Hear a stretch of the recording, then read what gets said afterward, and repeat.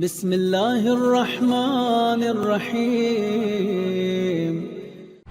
جب تک کہ ہمارے یہاں شادی بیاہ کی باغ دوڑ اور کنٹرول والدین کے ہاتھ میں، اور ابھی بھی کچھ خاندانوں میں اولاد نے اپنی شادی کا کنٹرول خود اپنے ہاتھ میں لے لیا، تو یہ ان سے، ورنہ اصلاً والدین سے۔ یہ اسلام کا ایک خاص خطاب ہے کہ دیکھو، یہ آیت ذہن میں رکھ کے شادی کے لیے آگے بڑھنا۔ اپنے بیٹے کی شادی کر رہے ہیں، مگر یہ دیکھ لینا جس لڑکی کو لے کے آ رہے وہ نیکی کے کاموں میں مددگار بنے گی نا۔ ایسا تو نہ ہو کہ گھر میں گناہوں کو لے کے آ جائے۔ اور بیٹی، لڑکیاں چونکہ زیادہ مجبور ہوتی ہیں، معاشرتی اعتبار سے بھی اور فقہی اعتبار سے بھی، کہ ابھی تک ہمارے یہاں وہ گستاخ نسل، جو ایک ای نسل ہمارے یہاں بن رہی ہے نا، جو آئی پیڈ اور آئی پوڈ کی گود میں کھیل کے جوان ہو رہی ہے، جب یہ بڑی ہوں گی تو یہ تو ہر چیز خود ہی اپنے ہاتھ میں لے لے گی۔ جب تک کہ یہ الیکٹرانک جنریشن ہماری بچیوں کی مکمل طور پہ سامنے نہیں آئے، کچھ مثالیں تو آ رہی ہیں نا، لیکن جب تک کہ مکمل نہ آئے، معاشرتی اعتبار سے بچیاں شادی کے لیے والدین کی محتاج،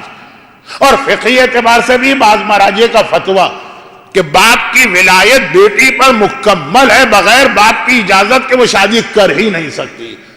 چاہے فیس بک پہ کوئی لڑکا پسند آ گیا ہو، یا ٹویٹر میں کسی سے تعلقات ہو گئے ہوں، یا سوشل نیٹ ورکنگ کے ذریعے سے رشتہ ڈھونڈ لیا ہو، تو یہ ہو گیا شرعی پابندی، وہ ہو گئی معاشرتی پابندی۔ تو اب خاص طور پہ اس وجہ سے لڑکی کے والدین کے لیے اور زیادہ ذمہ داری قرار پائی کہ تم جو رشتہ ڈھونڈ رہے،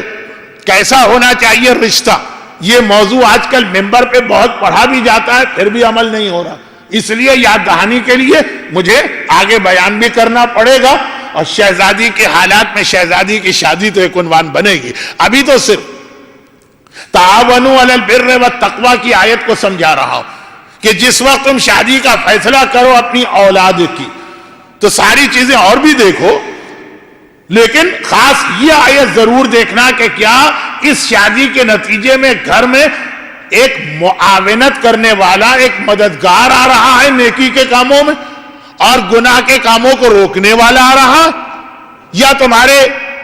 کرائیٹیریا اور معیار میں یہ چیز ہے ہی نہیں۔